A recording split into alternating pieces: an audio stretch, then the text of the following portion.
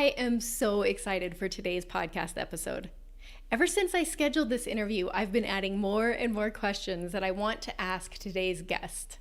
I feel like I've gotten a free consultation with one of the top business minds in the industry. And I hope you hang on his every word as you listen to my friend and mentor, Chris Thompson, share how he has harnessed forward momentum in spite of the imposter monster whispering what-ifs in his ear.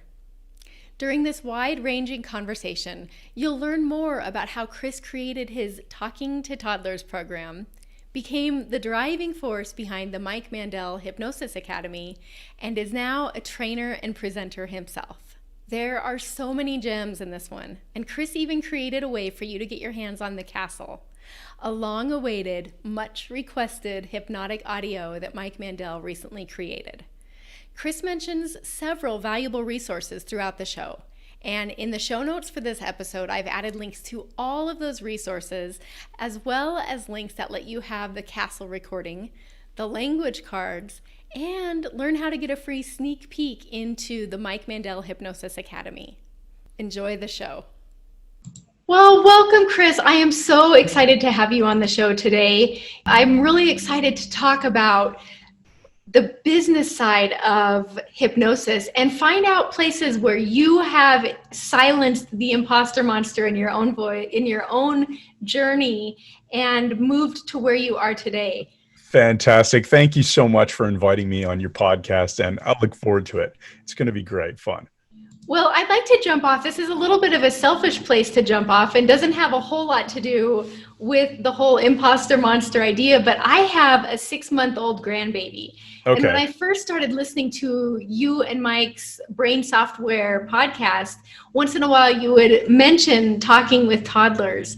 And so will you tell me a little bit about how that developed and your journey with that process? Yeah, that may end up giving us something to talk about in terms of any of that imposter syndrome stuff as well. But it stems from around 2007 or so, whenever Tim Ferriss came out with the book, The 4-Hour Workweek.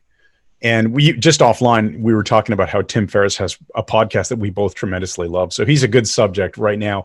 Well, he had put out the 4-Hour Workweek, and as part of that process, I was at the time masterminding with a couple of hypnosis buddies of mine, NLP hypnosis buddies, where we had studied, with Mike together, and we had taken NLP training at NLP Training Canada, NLP Canada, I think it was just called, tongue twisted on that one, under Chris Keeler at the time. I studied with him. And so I was hanging out with these two guys, Ron and Julio, and we were talking about hypnosis and NLP. And Julio used to bring us copies of DVDs, like just a DVD-ROM with some material that he'd burned on it. Might be some Tony Robbins material or whatever. One day he brings us this DVD and says, "Oh, there's this book on it called the 4-Hour Workweek. It's an audio book. I think you're going to really love it." And I thought it was a weird sounding title, but I gave it a listen. I loved it. And, story goes on that obviously Tim Ferriss's approach was very inspirational. So we had all agreed, as the three of us, that the next time we meet, we're going to come up with 3 business ideas each, or what Tim called muses, right? And so one of them, of course, was Mike Mandel Hypnosis, because that's where I spend most of my time now. But one of them was, I thought, I am a new father. I've got 2 kids, and, one's a newborn, one's a toddler. And I've never seen anybody apply the concepts of NLP, conversational hypnosis, all that area to parenting. And I think it's really effective. I was already doing it with my oldest daughter, and just using concepts like distracting her from whatever emotional state she was in. Let's say she was in the back of the car and we're driving, and she had dropped a stuffed animal and was now kind of crying about the stuffed animal. Well, I could just ask some questions as simple as, what color is Fluffy, or whatever, the name of the stuffed animal was. And if I could get her to say, white, is he big or is he small white, and show me with your hands, and completely take her away from the idea that she's just dropped, this Fluffy. Who gave you that stuffy? Oh, that was my Uncle Ryan, or whatever it is, right? And it was just remarkable. And I thought, if I could put together a course that is essentially NLP, but just geared towards the specific niche of NLP for parents who have toddlers. And I called it Talking to Toddlers. I thought it was a cool name. And yeah, I don't know if that answers the question or if I went off a bit of a tangent there, but yeah, that's where it came from. Tim Ferriss's book promoting the idea of having some sort of side business that could eventually maybe create some sort of passive income. That I like the idea of selling things online because, of course, there are almost no costs of goods sold. And it just appealed to me, but I had no idea what I was doing. I'd never built a website. I'd never recorded an audio program. I'd never edited an audio program. I'd never created a PayPal button, you know, for giving me money on the internet or any of those things. So it was all brand new. Okay, that's perfect. So what brought you to the place of complete novice to starting to take those action steps to learn that and overcome those obstacles and create the program? Well, yeah, okay, so that's a great question. And honestly, let me just back up to around 1992 when I saw Mike do a stage hypnosis show at my university. I was a first-year engineering student in Ottawa, and Mike was the entertainment as one part of the Frosh Week experience. Do you guys still have that? Do people call it Frosh Week where you are? Not here. Or first year party week or whatever it is for people around the world. It's that first year of university where the first week is usually some sort of orientation week. That's the official name for it. But and there's a lot of parties and social activities, and Mike came in to do a stage hypnosis show, and it blew my mind. And I thought, this is amazing. And long story short, it completely convinced me that this is just a totally fascinating topic. Well, the next year, I was now part of the group to facilitate, to help the orientation week. I was a volunteer in my second year to help all the first year people out. And Mike came back, but this time it was a little bit different because instead of just a hypnosis show in the afternoon, he did a brain software seminar. It was the very first year that he'd started doing that, 1993. And what he was basically teaching is language techniques and physiology and breathing, the stuff that you and I call the Grinder model now. And I didn't know it, but that was basically a lot of NLP techniques. And when I got a copy of his reading list, it included things like, he swears it was Awaken the Giant Within by Anthony Robbins, but I'm pretty sure he's wrong, and it was Unlimited Power, because that's the first Anthony Robbins book that I bought, Unlimited Power. And then fast forward a few years, I ended up in a job where during the interview process, they asked me, well, what kind of things am I into? And I said, well, I'm really into NLP and personal development, and I love Tony Robbins. And this guy, one of the guys in the interview, his name was Grant, he stands up and he goes, that's it. This guy's got the job. It was the funniest thing in the world to me because I didn't know it, but they were big into personal development type of stuff. And they told me after I got the job, I was so happy because he goes, yeah, we've actually got like a drawer full of all of these things and you can bring them home and listen to them. They were cassette tapes, right? So I borrowed Tony Robbins. What was the program? It was like a 30 days to personal power, I think it was called, or whatever. He's renamed it over the years. But I started listening to the audio cassettes of Tony Robbins, just teaching people how to have a better life. So that, in a long-winded answer, was the inspiration for when I wanted to create a program talking to toddlers. I thought, I need to channel like an inner Tony Robbins. So instead of just a boring, well, hi, I'd like to talk to you all about how to parent toddlers and how you can use language to distract them and possibly perhaps even use conversational hypnosis and embedded commands and metaphor. No, I was like, okay, everybody. So, in this lesson, I really want to get down to the details of how we can distract kids from the emotional states that they're in. And I would hear Tony Robbins in my head, right? Because now I didn't quite do it exactly that way, but that was to me like a model to follow. And I thought, okay, if I can just get a microphone, get an audio recording piece of software on my MacBook, figure out how to make it sound good, pre-write all the material. I guess pre-write, of course, it's always pre-written, right? You don't post-write stuff. Maybe you could. And what I did is I decided, okay, how am I going to make this easy on myself? I'm going to write the whole thing as a script. And I want it to sound conversational. So I'm writing it in my head as if I'm saying it. So I'm writing an audiobook, not a book, an audiobook. I'm thinking it like an audio program. And then I'm just practicing and I'm breaking it up into bite-sized chunks. I had a lot of experience in my life already writing long reports and things like that, but never anything in a real conversational style like this. So that was new to me.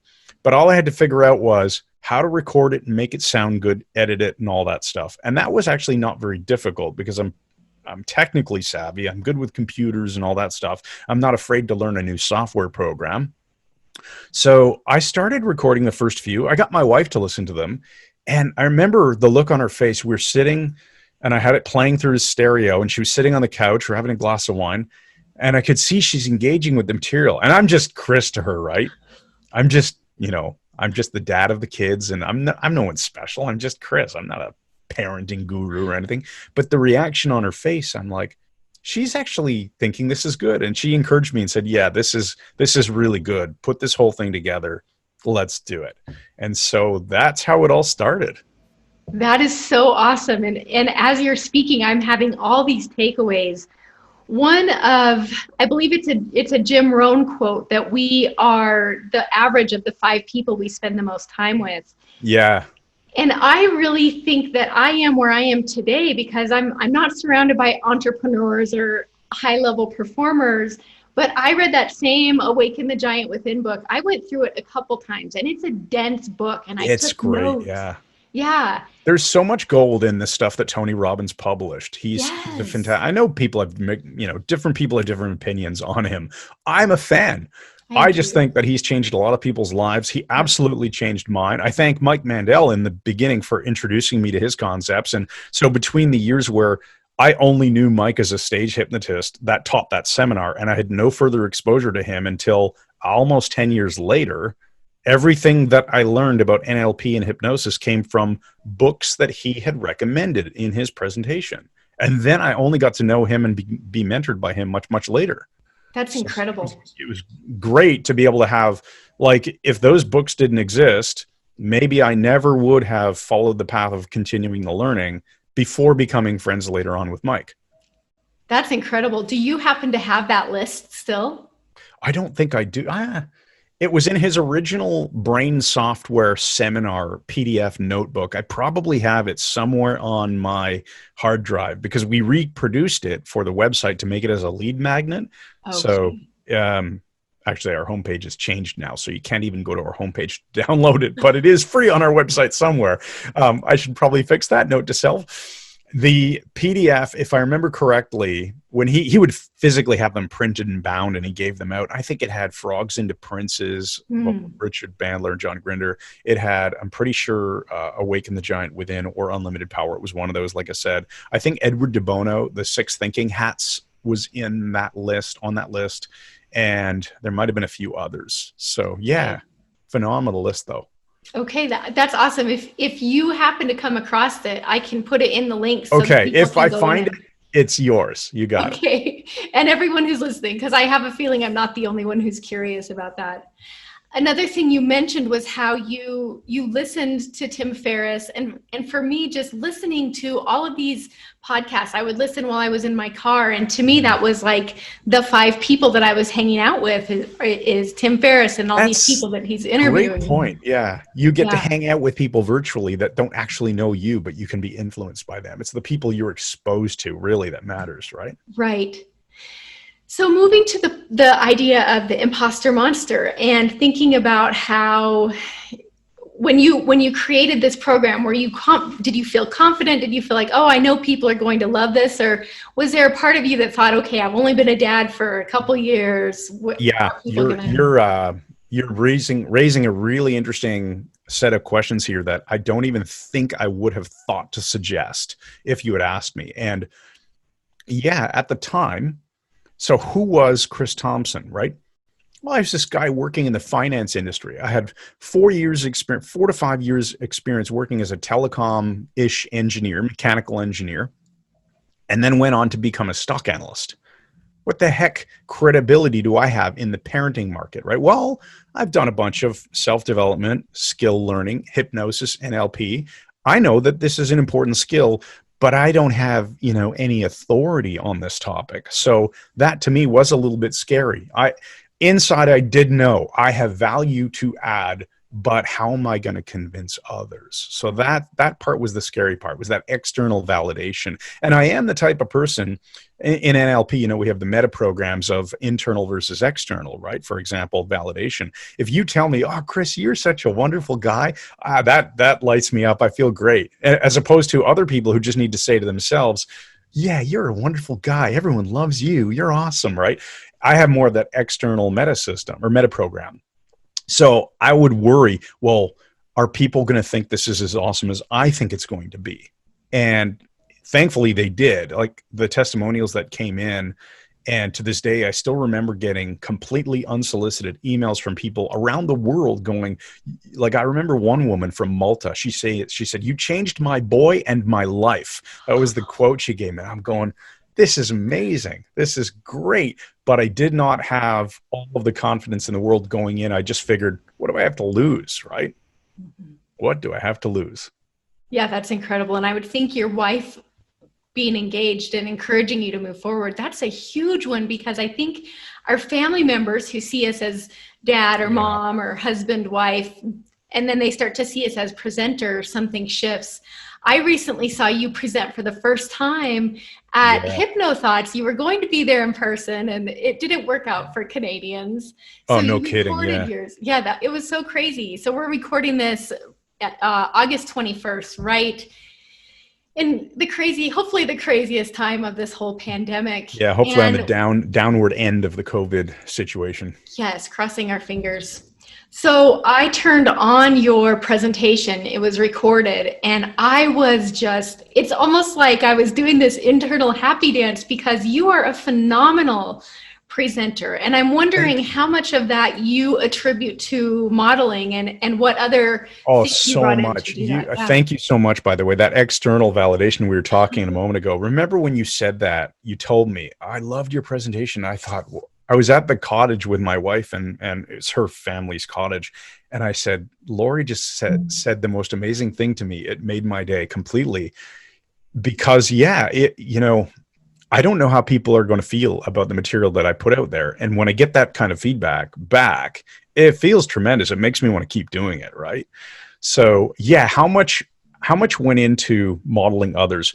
A lot. I would say, if we go back, this is a really good part of that whole imposter monster thing too, because we've been going to HypnoThoughts live since, I think, 2015.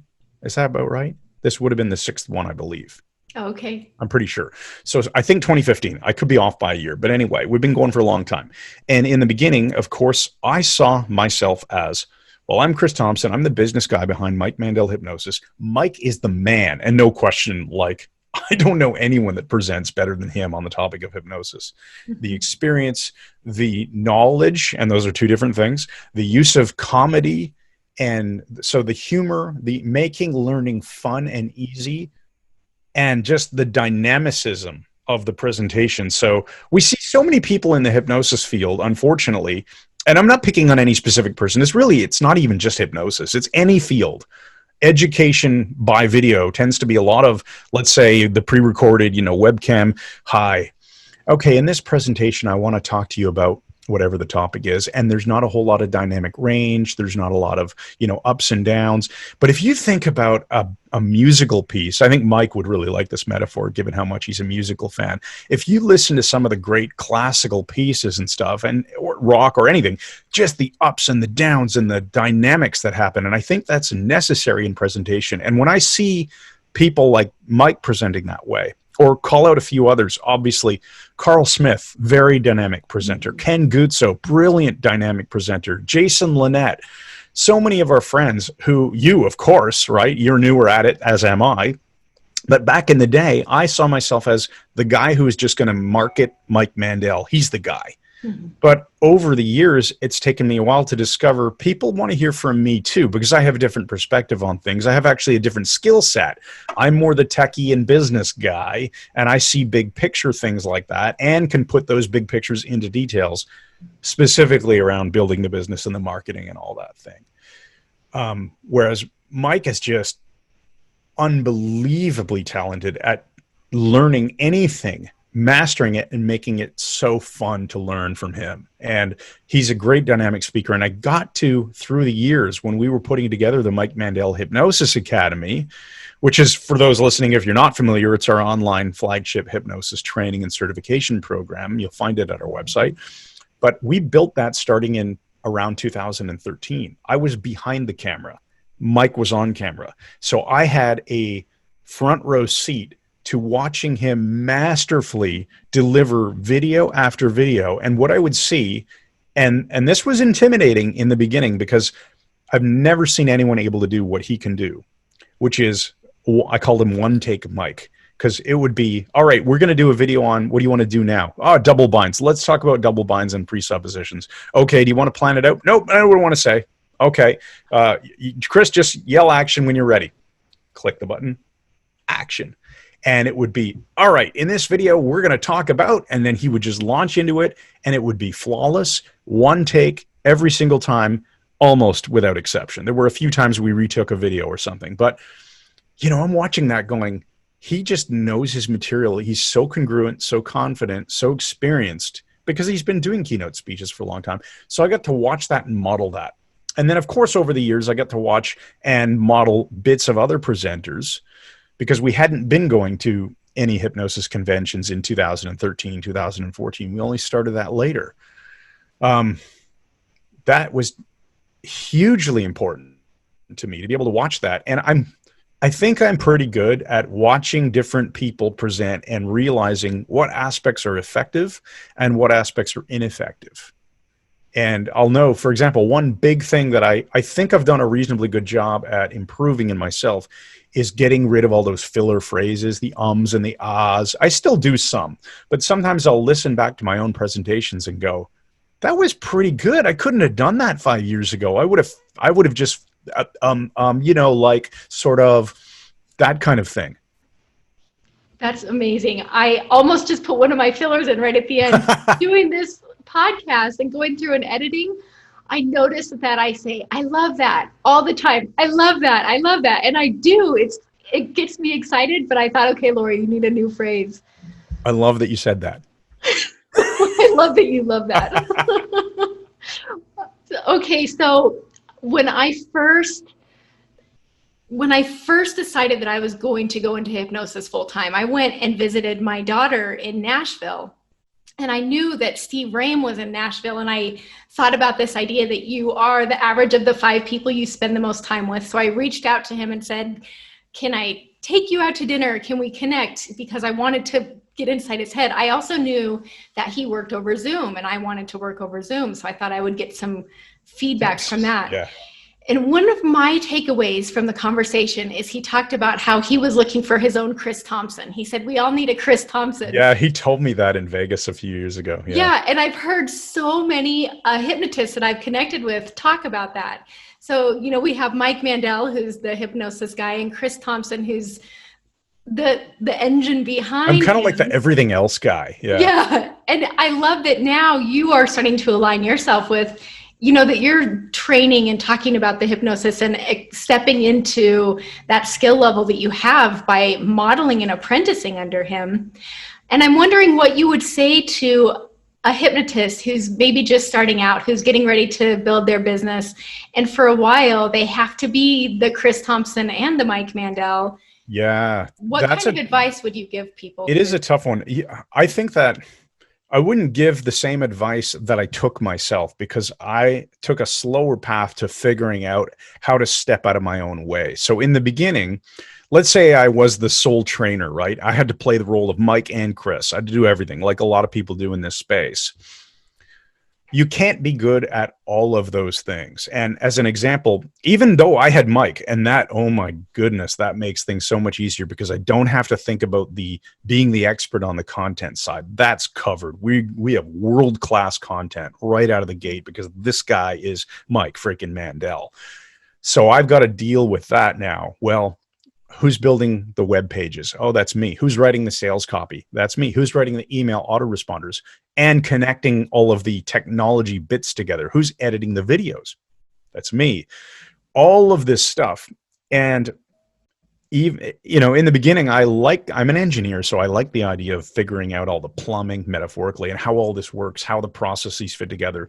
But I should have, in retrospect, been willing to spend a bit more money earlier on to get out of having to do all those things. And it did take some time, but that would be my main advice: is understand a bit more about your financial risk in terms of, can you go and find someone to edit your podcast sooner? If it's going to cost you 30 or 40 or 50 bucks an episode to get someone to edit it for you, and I don't know what it would actually cost because we have a full-time guy, so he does a lot of stuff. So I know how much we pay him for all the work he does, but on a breakdown per task, I have no idea.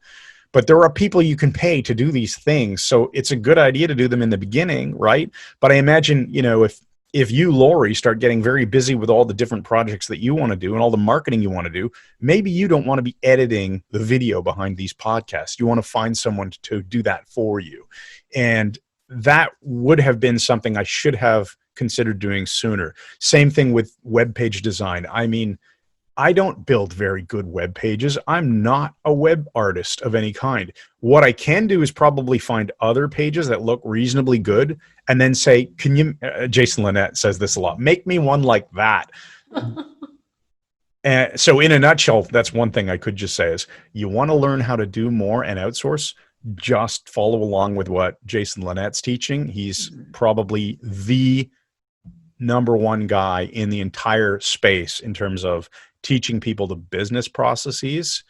And he's a very good teacher. So from that perspective, find people who can teach you how to get out of your own way, not have to do all of the steps yourself, to the extent that you can financially budget that. And if you find someone who doesn't work out, that's fine. It's not a long-term commitment. You can say, this guy is horrible at editing podcasts or videos or making really bad landing pages. And my dad always taught me this when I was younger.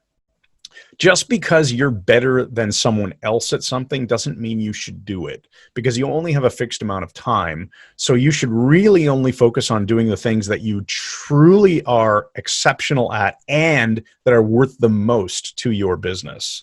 And so for me right now, that is business strategy, marketing strategy, and basically planning out all the customer journeys that people are going through. So whether it be someone buying a deck of cards, and then once they buy these language cards, there should be a journey that we take them through to handhold them and build rapport with them and show them what we have that's next. Because obviously nobody watching this thinks we make a bunch of money selling these cards for $9. By the time they get out the door, the manufacturing, the shipping, the fulfillment costs, this is a break-even prospect. We just want customers to get experience with who we are, right?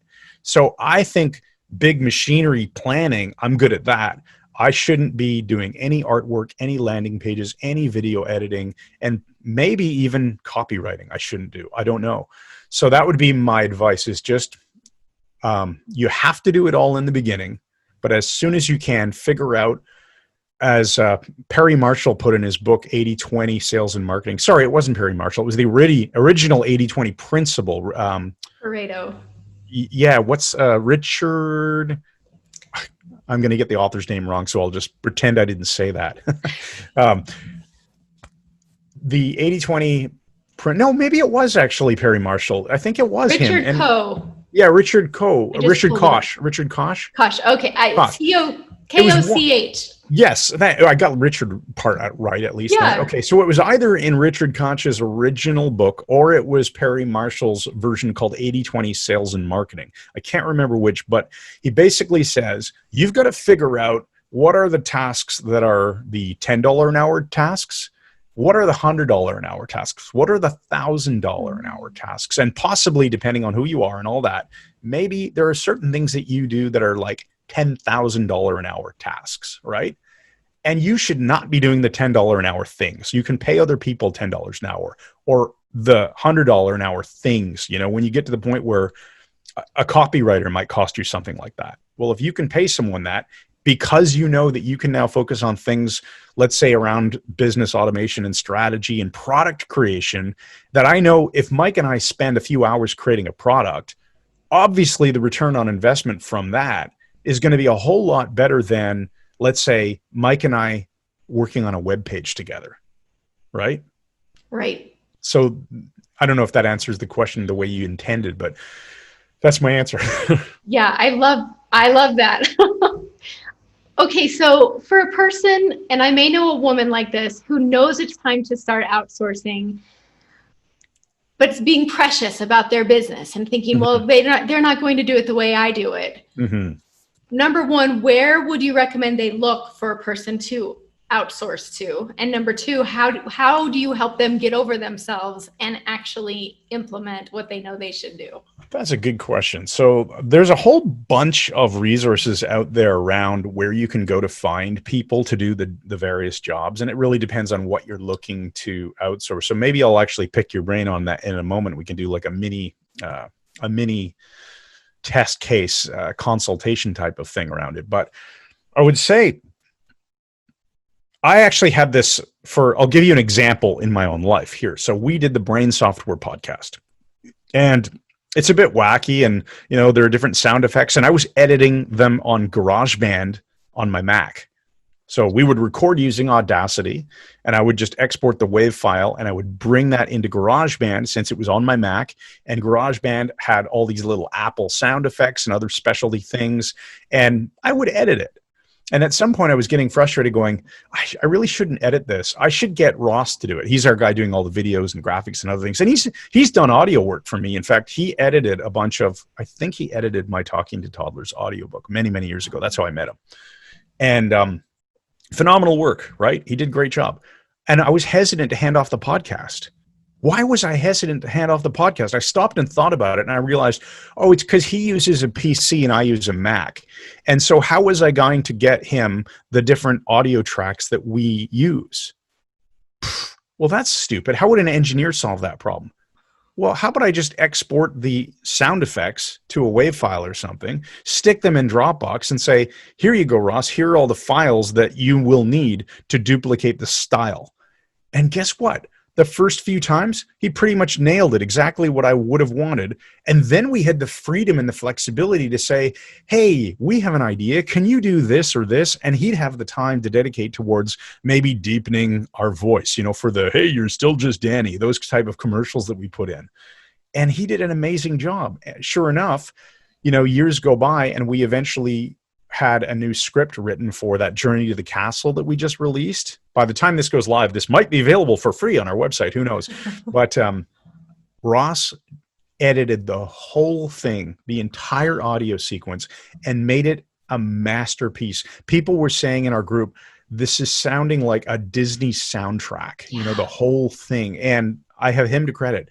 If I had decided, I'm going to still edit my own podcast because, I'm on a Mac and he's on a PC and that's just too complicated. No, I'm putting brick walls where they don't belong, right? Mm-hmm. So basically, in a short version, figure out what the process is, document it in some way that you can teach it. And with things like Loom, which is a plugin for your browser, you can make screen recordings for free. Loom, Loom, Loom, like a loon, the bird, but with an M instead of an M. And you can use that. It's totally free. You can screen record to show people what you do, so you can teach them what your process is. And anybody who's decent at any of these tasks, you could just show them, this is how I do things, and please do that. And they'll do it. It's no problem. As far as where to go to hire them, there's so many different places that you can go. I use, for most of the freelance stuff that I hire people for, I just go to upwork.com. Okay. Yeah. So what's like one thing that the person who's considering this might want to outsource? Editing podcasts. Oh, okay. And it's basically a video in this case because we're using Zoom. Right. I'm making it available. So I'm putting them on YouTube, on my website, and then I'm putting the audio. Within the next week or so, I'm going to be uploading them all to the various podcast platforms. Yeah.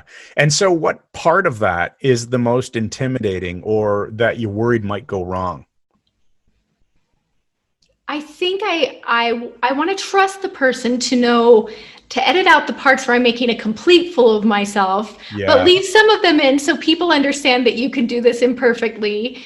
And another thing is I actually really enjoy it. So I do editing in Adobe Premiere Pro, and it's something that I really enjoy, but it's it's not contributing to my productivity when Yeah, exactly. It's not a high dollar an hour value for your business, right, but it is enjoyable for the time being. And there's a trade-off there because creatively, it's kind of fun and fulfilling in some ways. But I don't know how long it will be until you make that decision that the fulfilling part of it is diminishing and I need to get fulfillment in other areas that I'm contributing to the growth of my business, right? So when that happens, and I don't know when that will be, now you'll be prepared to, for example, screen record the process of you doing it. Oh, okay, so this is how I like to do it.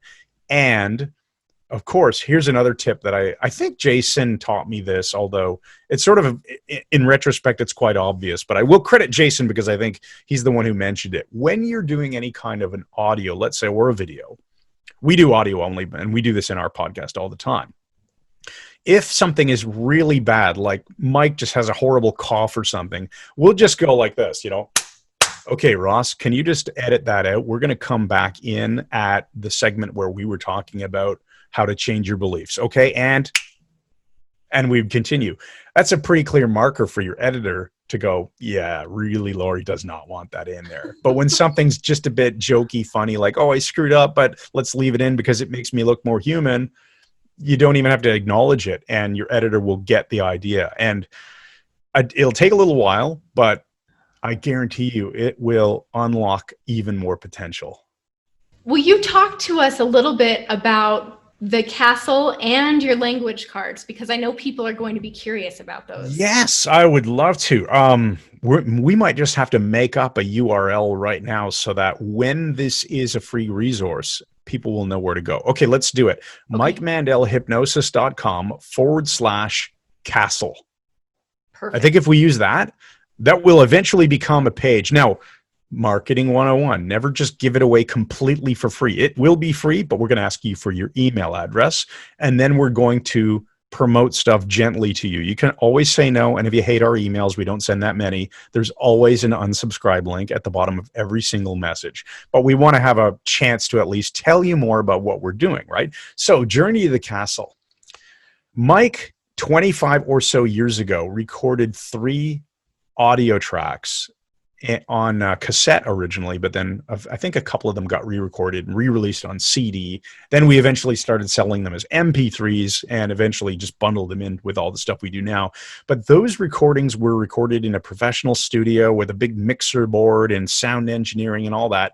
And these 3, which were Stress Relief, Peak Performance, and Memory Power, they all had this similar starting where you'd be imagining yourself in this peaceful, restful clearing, and you'd take this journey and walk down these paths.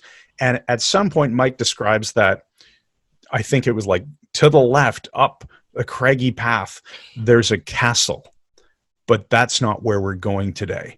That's a destination for another journey on another day, something like that. So the track would go on and Mike would point out the existence of this castle, but people weren't going there. So for years and years and years, people would email in or comment or something like, when do I get to go to the castle? It was this mysterious thing that in their mind thought, because he made it seem appealing during the trance induction, there's this castle, but we're not going there. When do I get to go to the castle? And eventually, I just said to Mike, I think we need to do a recording where we finally get people to go to the castle. And so he said, okay, we're going to do it. So we brainstormed a bit, and he came up with this genius idea that he described as his best work ever. And I thought, oh, okay, really? Come on. Unbelievable. I'll just leave it at that. It's a different castle. It's a different kind of hypnosis journey. But people are just freaking loving it. And I'm so happy with how it turned out. And it was a project for me that was interesting because I didn't get involved in writing the script at all. Mike did the whole thing. I didn't get involved in editing any of the audio whatsoever. I gave the whole raw file to Ross, and I just guided him along saying, step 1, all I want to do is get rid of all the mouth noises, because of course, when you're breathing into a microphone, when you're trying to be perfectly hypnotic, and I'm going to do this on purpose, this mouth noises. Yes, I do know. So you don't know if you're going to have background music covering that at that moment or not. So I just give it, okay, you know what? For now, just get rid of all those extraneous noises. I had to coach him a bit on the process that I remember using from years ago, and he did it flawlessly. It was perfect. Then it was, okay, Mike, your job is to go and decide all of the music that you want in there. Here's the program or the membership. We have a appsumo.com membership to a place called audiohero.com. It was like $50. Okay. And something like 3,000 download credits. So essentially infinite. Like I'll be dead before we use them all. And I just gave Mike the login and said, go log into our account that we bought, pick all the music that you want and put it in a document. And then, okay, he picks the music and I'm listening going, this is amazing. He's so auditory. He picked the most brilliant music. And then it was, okay, now let's give Ross a script that has all of the notes of exactly what file we want in, what soundtrack, at what point, where do we want it to fade in, fade out, what do you want to do with it? And it was unbelievable. We only went through a couple of different iterations with Ross on just adjusting the volume because, of course, everyone using different versions of headsets or stuff. Maybe the one Ross was using was playing the background music quieter than the AirPods that we were using or the over-the-air things that we were listening with. But we just adjusted the volume a couple of times, and I was on holiday. The whole thing got done, wrapped up while I was on holiday between Mike and Ross. So I felt like, as the self-designated CEO of this business, this is awesome. The people on the team are doing it. Mike's the creative genius. Ross is the editor. I didn't have to do anything. Wow. So I can take no credit other than project management. Well, and that's important. I listened to it at HypnoThoughts right after I finished my 4-hour presentation, and I was just depleted, like physically and emotionally exhausted from putting so much into it. Yeah. And I think I was scrolling through Facebook and I saw someone talk about the castle, and I thought, I'm going to listen to it right now.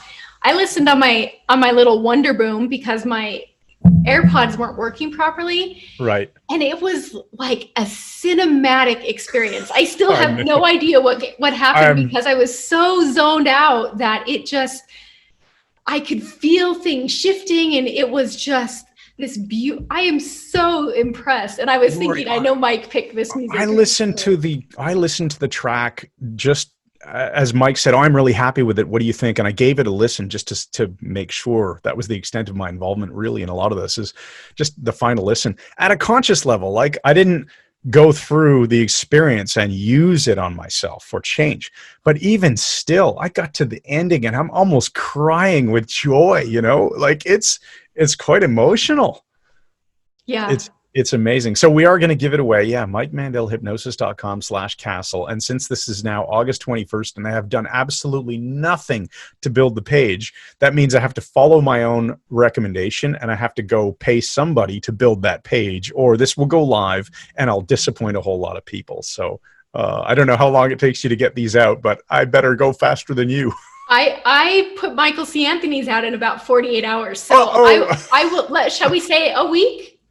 Yeah, I'm going to make it my priority this afternoon. I have a guy in mind who can build the page for me fast, and I'll get it done. I think that there are a lot of people that will be really happy about that, because I know it's created such a buzz inside MMHA, and people are wondering how they can get it into more people's hands. So I'm excited. I'm glad. I'm glad to hear it made such an impact. I'm so pleased with it. And we have lots of ideas now in terms of, for the MMHA members, maybe we can do some sort of deconstruction, like what went into building that. Maybe we can even do tutorials that will help other hypnotists create their first audio asset that they can put on their website to be able to give away, similar to what we're doing. So it is cool. And I know you also wanted to talk about the cards. What do you want to know about that? Well, maybe I'll just talk a little bit about how I've used the cards.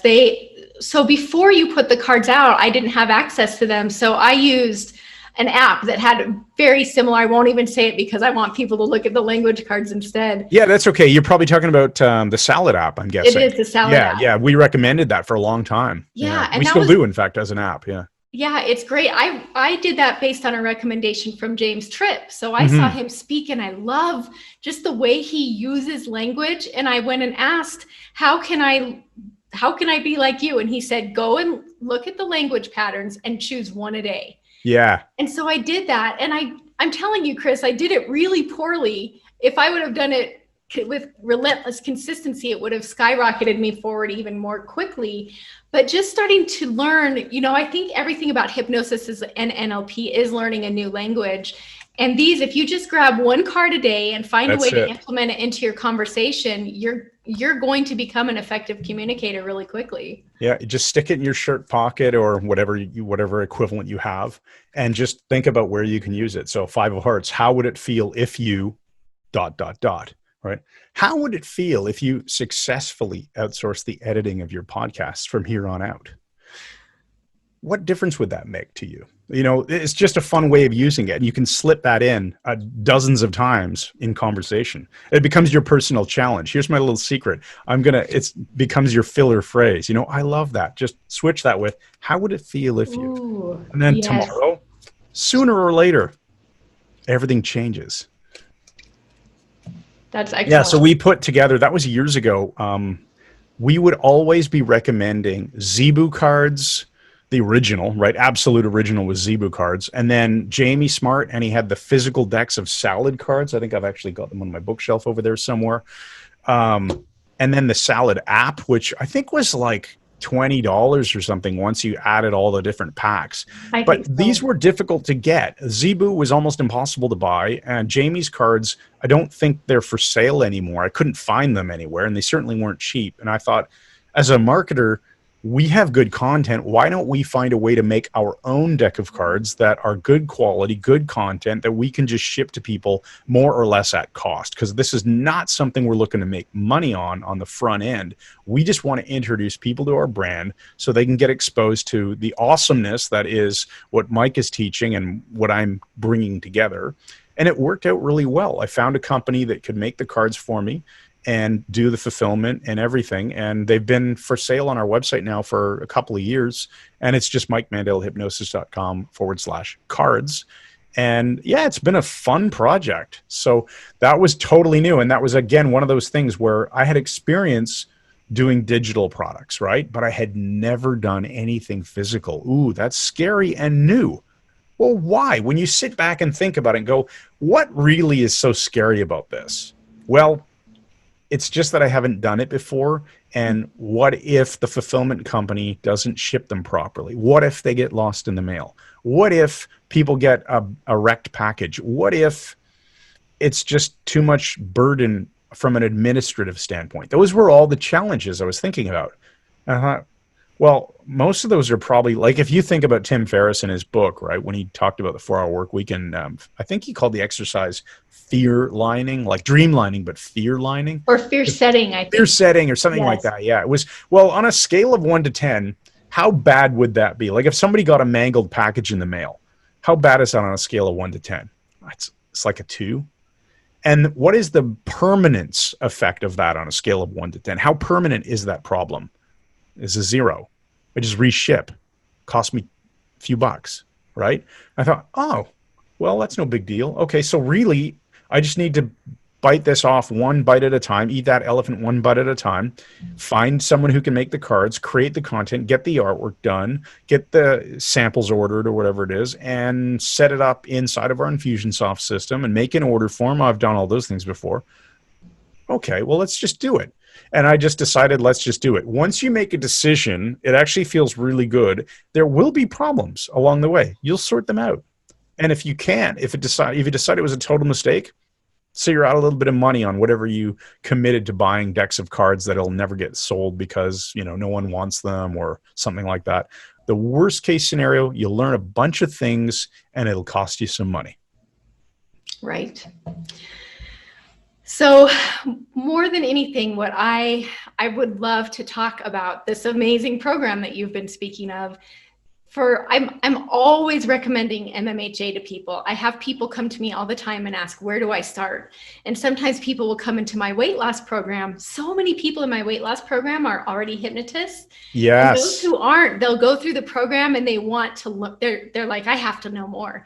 And I always send them to you and Mike. And I am so grateful that that's where I started, because I had no idea where to start. I started there because we had rapport. I'd been listening to your podcast for months, maybe even a year or so. And I thought, okay, I know Mike and Chris. I'm going to sign up here and then I'll branch out. And every subsequent training that I have experienced makes sense and falls into place because Mike laid such a solid foundation. Yeah. And I have such an understanding of, like, I'm a why person. I want to know the science underneath and how it works. And he helped me. For me, it's really the most neuroscience based way of helping people. And it's incredible. So will you talk to us a little bit about MMHA, and maybe for people like me who like to geek out on the structure, just maybe explain a little bit about how that business model works? Yeah, sure. You mean the business, like the actual financial business model, as opposed Whatever to you're willing and open to share. I'm so curious about all of it. Just you let me know what you want, and we're pretty open about all of this. So it started because I knew that we had a really good live class taught in Toronto. The Architecture of Hypnosis is what Mike named it after going through this Gothic architecture course from greatcourses.com. He was inspired to think about it as exactly that, the foundation and then the main structure and then the stained glass windows and the arches and all the decorations on top. And so teaching hypnosis from this foundations first, principles first, was always something that he has done so well. And of course, I've been there through the classroom and moved from just sitting in the class and being the guy administering the class to coming up and helping answer questions and then co-teaching with them. And years have gone by. Now we teach the class together. It's still mostly him, but I'm comfortable with pretty much all the material and teaching alongside him. And it's so much fun. But while we were going through that, when I wasn't yet at that stage, I did know this is an amazing class. We need to get this online because, and this is kind of a funny thing just from a business standpoint, I thought there are going to be a lot of people who live in other parts of the world. They are not going to be able to justify the tuition for the class, the plane ticket, the hotel, the time off work, the cost of eating and whatever transportation, all of the expense involved in going on a trip and taking a class and not making money during that week or using up your vacation, depending on whether you're self-employed or have a job. So, well, that's a big ask of people, right? Well, what if we just made an online option for them? Then we'd probably get a lot of students who could train with us, and that would meet some demand that we couldn't otherwise meet because we're only going to teach 2-3 classes a year. We only have spot for so many people. And a lot of people, like I said, just aren't going to commit the money to it because it is expensive to do that. Well, that part worked, but here's what I did not expect to happen. And in hindsight, it's obvious, and I should have seen it, but it was just a lesson learned, a good lesson. The other way around is what actually happened. People signed up for the online training first because it's like no risk, right? When we were selling this very early on at $47 a month, and that's still the price today, well, it's only $47 a month. And if you don't like it in the first month, just tell us. We'll give you your money back. That's fine. That's the right way to do business. Now we have a free trial, so there's no need to even refund money. If they don't like it within their trial period, just cancel. That's fine. You haven't paid anything. You can completely check it out for free right on our website. And so I thought, okay, let's just do this. Bunch of people buy it. Bunch of people join. They love it. And then what happens next? They go, I have to go to Toronto, right? Oh, you did that. Yeah, is that how you started? So I did not understand that early on. I didn't have enough of a marketing savviness to me to realize that people start the customer journey with the least level of commitment and they move towards the most level of commitment. We don't get married first and then go on our first date and hold hands and have a coffee together, right? We don't have kids and then go, oh yeah, maybe we should become friends and stuff, right? At least it shouldn't happen that way. It goes the other way around, right? You see someone, you engage, you have coffee together, go hold hands, have a first kiss, and eventually you got a family. And like me, I just celebrated 3 days ago my 19th wedding anniversary. Happy anniversary. Thank you. So I did not understand that people would start with the journey being just try the online stuff. Just try it out. Try meaning experiment. Let's see. Let's go to a new restaurant. Let's see how this is. Try it on. See if it fits. And, oh, it fits really well. I like this. Okay, I'm getting on a plane. I'm going to see these guys. So that was kind of cool. with COVID, of course, we've had to cancel every single live event this year, all the travel and all the local, which totally sucks. Something like 7 events. But it's cool. So, okay, I answered how did MMHA form because I wanted it to form. And I just pitched Mike on the idea. I said, I've never done this before. But you know what? If you show up in front of the camera, and I know he's good at that, I'll figure out everything else. And I had this idea, we were going to make a white background and it would be like a whiteboard. So it could be just like a classroom and him teaching in front of a chalkboard, but it would be with dry erase markers. And I remember setting up the tripod and the camera, and I bought a big piece of Lexan, that transparent plastic, and I put white paper behind it. And that didn't work very well at all. Way too reflective. All these attempts, and it was just horrible. And sometimes I'll cringe. I'll look back at the videos that we did produce, the early ones, and even though they were pretty good at the time, they're so much worse than what we do now. But it doesn't matter. You have to remember that when you look back, you will hate the first stuff you put out. It's sort of like, do you have pictures of yourself from high school and go, I can't believe I ever wore my hair that way or something? Yes. Yeah. It's like, we all do, right? Yeah, exactly.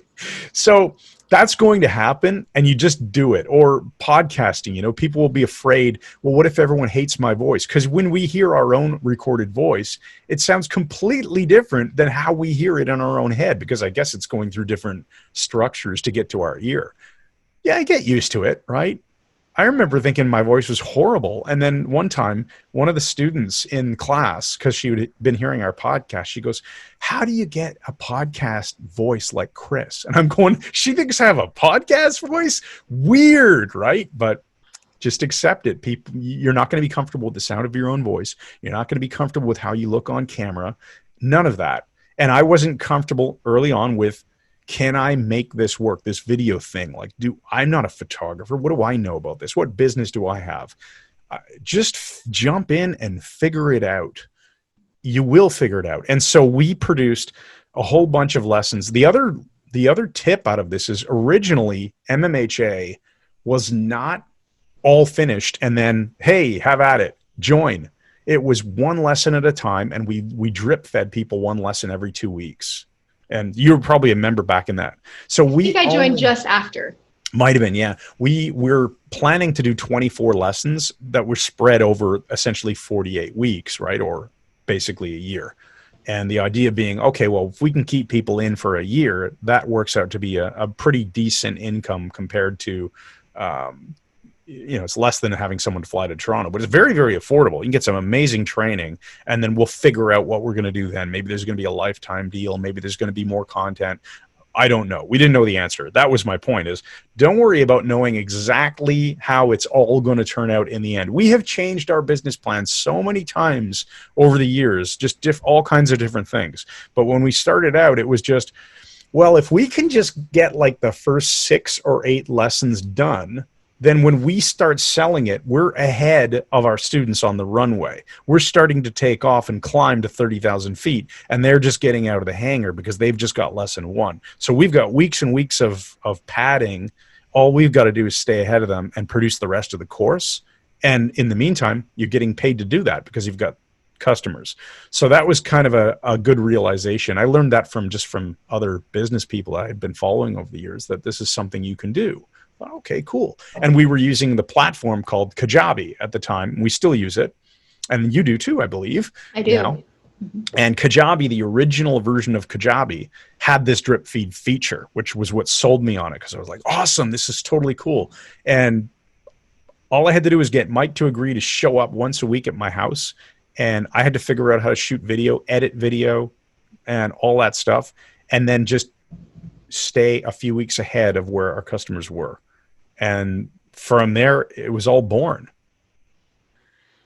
That's incredible. This is so inspiring for me, because I'm starting to do something similar with my Imposter Monster business, where I feel like Jason Linett and Victoria Gallagher have already nailed the idea of teaching you the business aspect of it.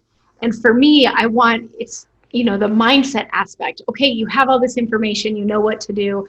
Now it's time to actually understand the principles. And this goes back to that, you and I have been listening to Tony Robbins and Mike Mandel and Tim Ferriss and maybe Pat Flynn and all these people that have helped us understand the characteristics of these high achievers. Yeah. And so I'm wanting to create something like that. So this is I think I'm a it's, student right now. yeah, I learned this from Jason, that we all help. The more we help each other, the more we help each other, and that we're all helping people. Nobody's competing with anybody here. This is a huge space. And if you want, my take on it is find your voice. You're already finding it. And of course it gets refined over the years, but Mike and I have this standing joke. We call it the Fritz and Jeff show, right? It used to be called the Chris and Jeff show. And I'm sure any podcast listener of Brain Software might have heard us talk about the Chris and Jeff show. It's not the Jeff and Chris show. And we have this stupid ukulele song that we sing.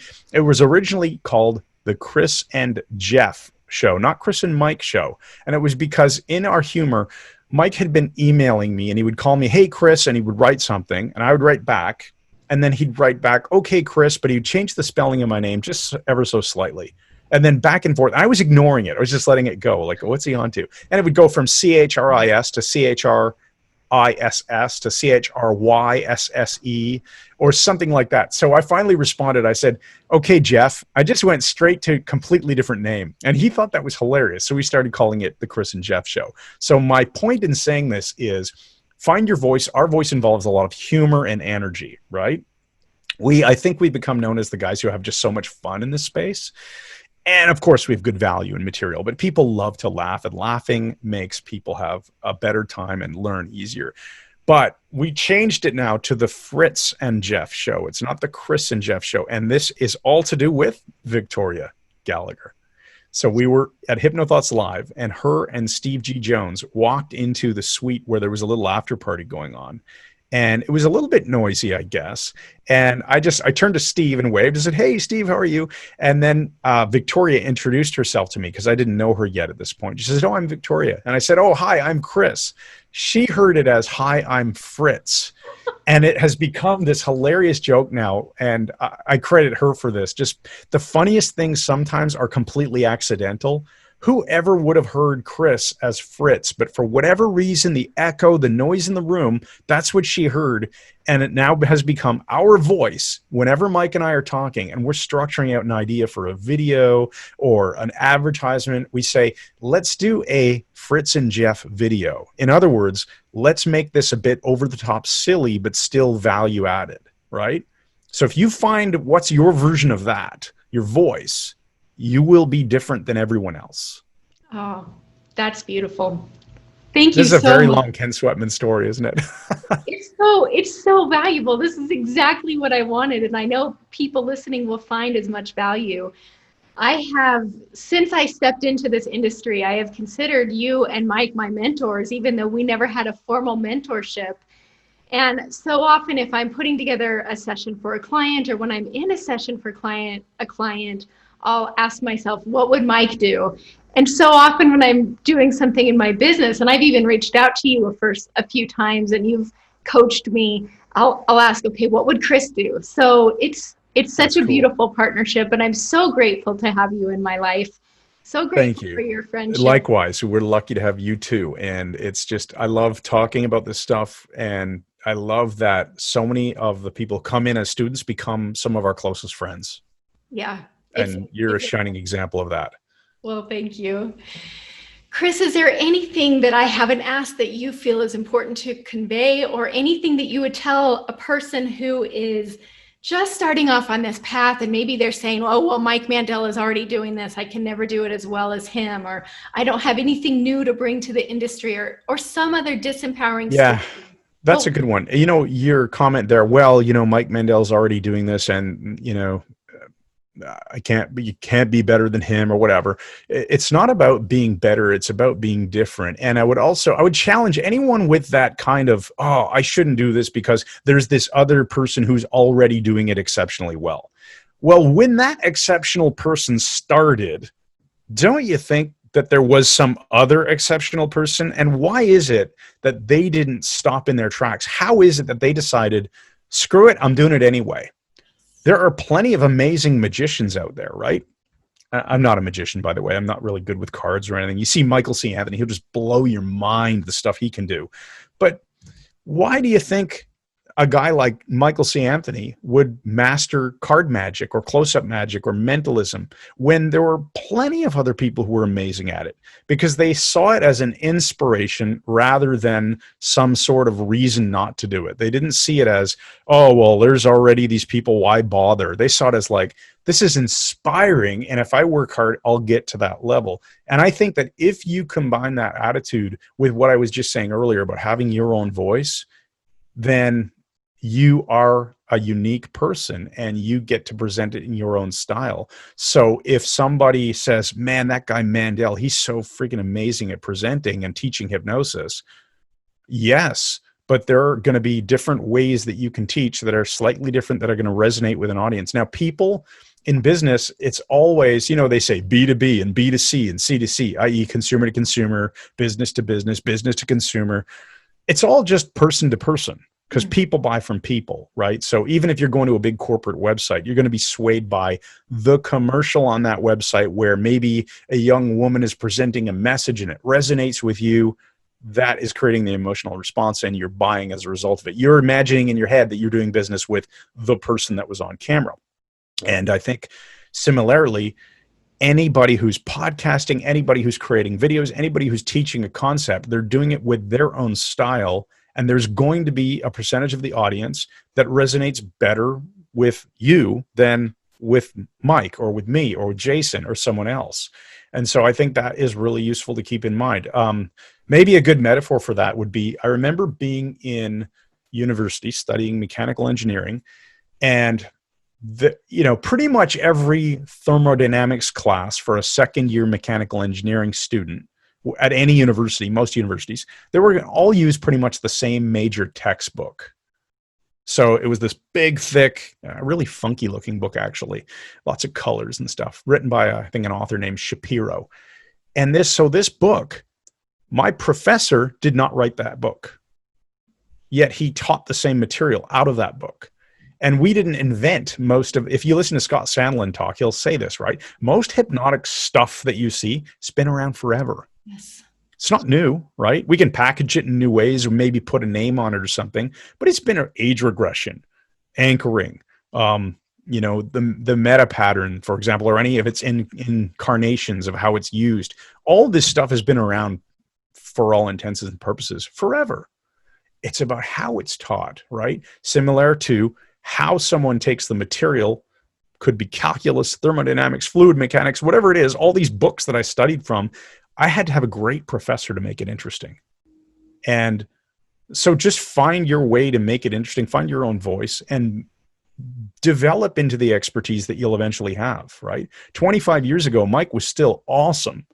But if he knew how good he was going to be today, and he knew that guy, let's say, was competing with him, I don't think he would have stopped and said, oh, there's no point, right? What a great point. And in the same way you modeled Tony Robbins when you presented on Talking to Toddlers, you still came across as Chris Thompson, and that modeling someone who's already doing it well allowed you to develop your own style and your own way of showing up. Yeah, because like you said in the beginning, we're all just the product of the people that we are exposed to. And so if I'm exposed to Mike Mandel and Tony Robbins and all these other people, I'm going to pick the bits that resonate with me. I'm sure I've been exposed to enough Jason Linett humor that it's working its way into my system, because the guy's hilarious, right? Yes, he is hilarious. I love his little sarcastic things that he always interjects on Facebook. He lightens my day every time. Absolutely. And just, I'm so lucky to count all these people as my friends. Yes. So just keep moving forward. Realize you're only going to get better with time. You will always have some screw ups. You get back up, pick yourself up, dust yourself off, and find your voice and do it. Chris, this has been incredible. I just want to honest to goodness, thank you from the bottom of my heart for everything you've given me, for what you've given my audience today. I am so grateful to you. And to anyone listening, if you haven't already engaged with Mike and Chris, you are doing yourself the biggest favor by going right now to I have to go make this page now. Well, not me, because that's my challenge. Don't do it. But I have to go make sure that MikeMandelHypnosis.com/castle is live by the time this gets published. And that's a wrap.